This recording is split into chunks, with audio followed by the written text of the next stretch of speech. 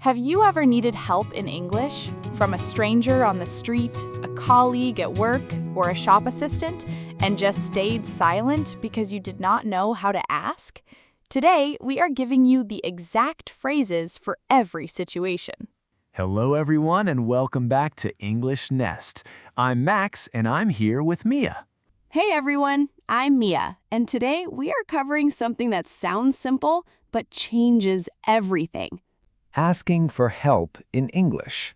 Because knowing how to ask for help is one of the most practical skills in any language. And in English, the phrasing matters a lot. There is a big difference between something that sounds like a demand and something that sounds like a request.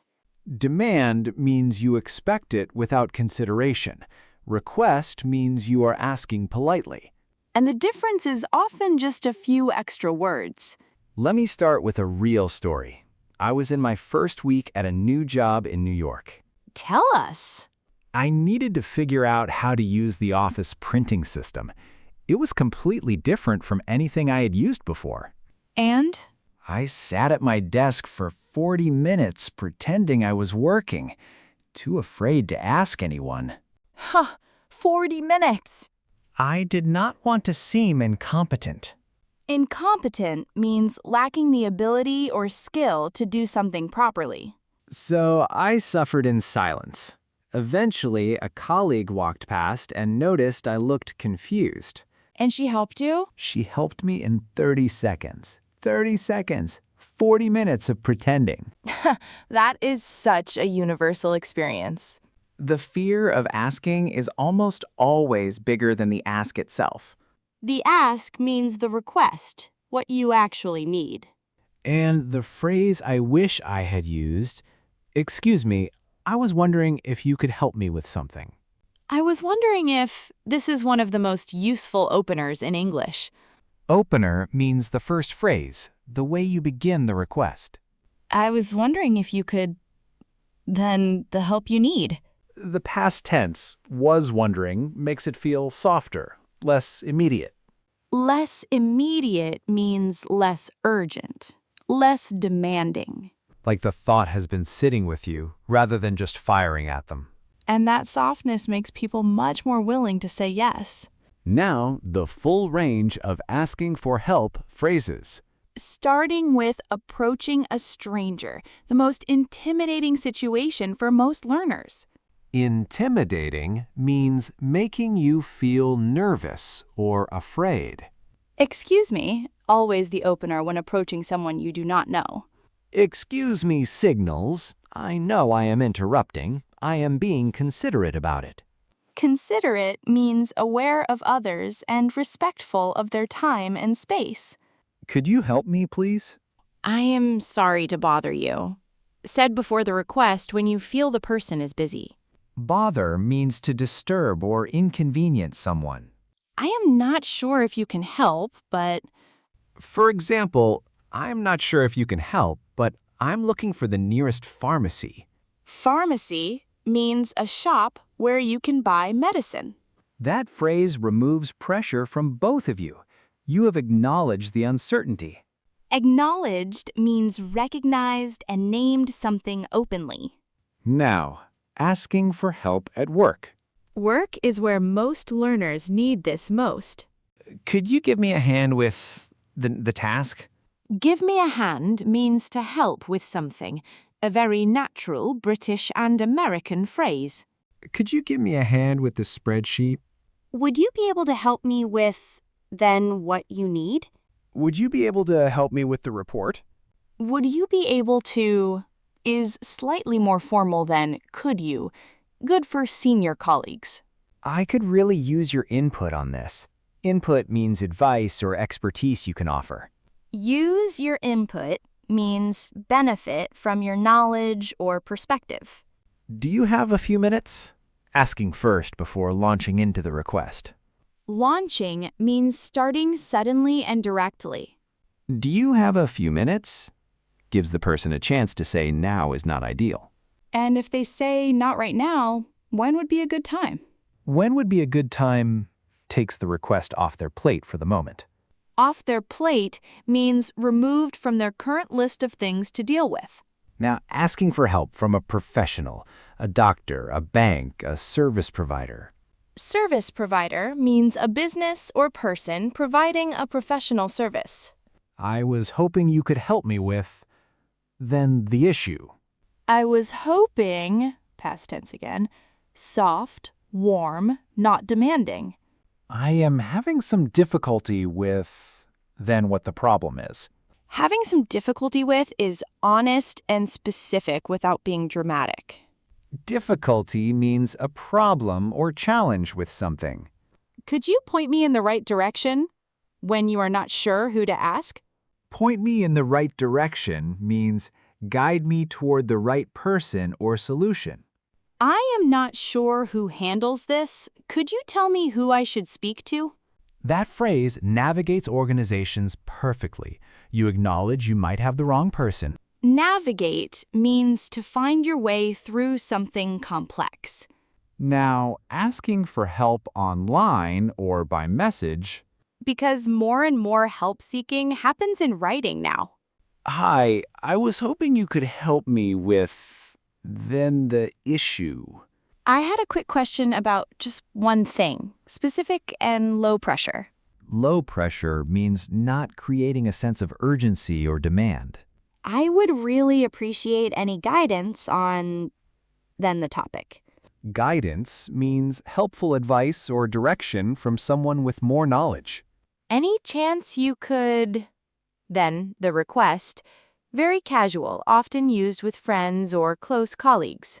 Any chance you could have a look at this when you get a moment? When you get a moment means whenever you have a spare minute, no urgency. Now, responding when someone agrees to help. Because this is part of the exchange that learners sometimes forget. Thank you so much. The warmest and most common response. I really appreciate it. That is such a help. You are telling them specifically what their help means. I would have been stuck without you. Stuck means unable to move forward. The help allowed you to continue. You are a lifesaver. A very informal but very natural phrase. Lifesaver means someone who saved you from a very difficult situation. Used when the help was significant or when you feel dramatic. Sometimes you feel dramatic. That is allowed. Now, what if someone cannot help? No problem at all. Accepting the refusal gracefully. Not to worry. Very warm. No stress. Could you point me towards someone who might be able to help? That response turns a no into a direction. You are not stuck. Now, Mia, tell me about a time asking for help made a real difference.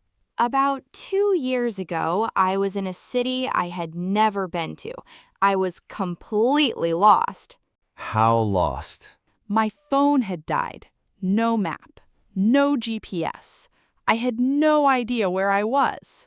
That is genuinely stressful. I spotted an older woman outside a cafe and said, "Excuse me, I am so sorry to bother you, but I am completely lost. I am trying to get to," then the address. And? She not only gave me directions, but walked me halfway there because it was complicated. A complete stranger. A complete stranger.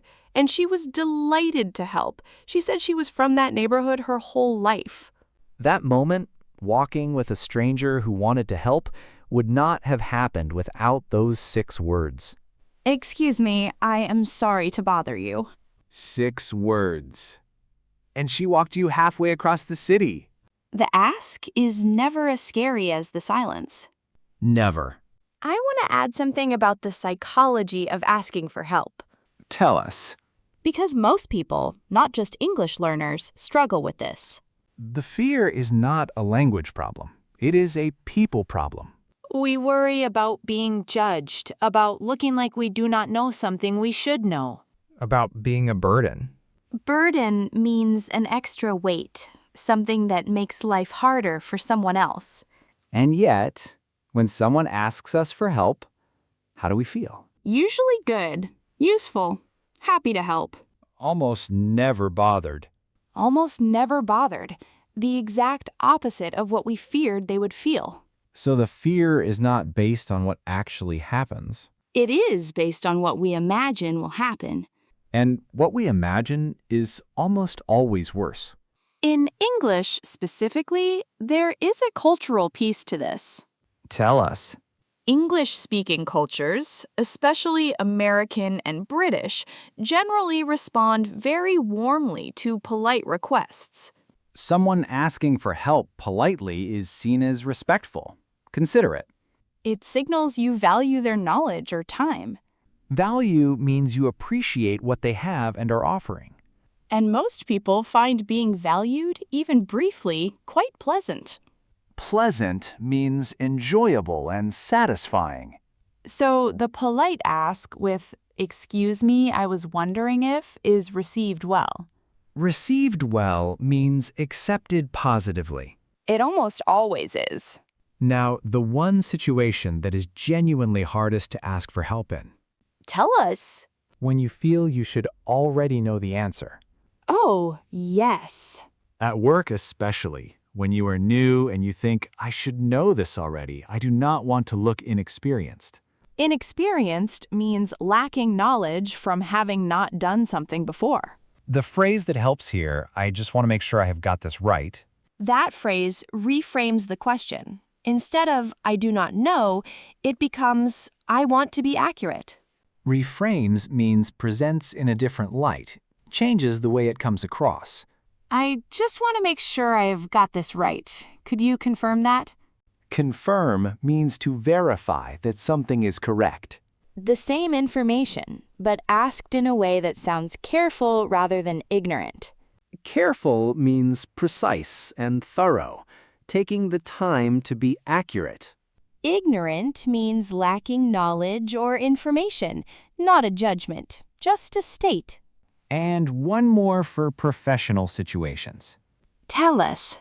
I want to make sure I am approaching this correctly. Could I get your thoughts? Your thoughts means your opinion or expertise on the matter. That is confident and curious at the same time. Confident and curious is the best combination for asking for help professionally. You are not helpless. You are seeking expertise. Seeking means actively looking for. Expertise means specific knowledge or skill that someone has developed. Those two phrases alone can change how you feel about asking for help at work. Because they change how the question sounds. And how it sounds shapes how it is received. Every time. Today's question, what situation do you find hardest to ask for help in English? Tell us in the comments. We want to help you with exactly those moments. If you are enjoying English Nest, please subscribe right now. New episode every single day. Hit the like button, share with a friend learning English, and we will see you in the next episode. See you next time, everyone.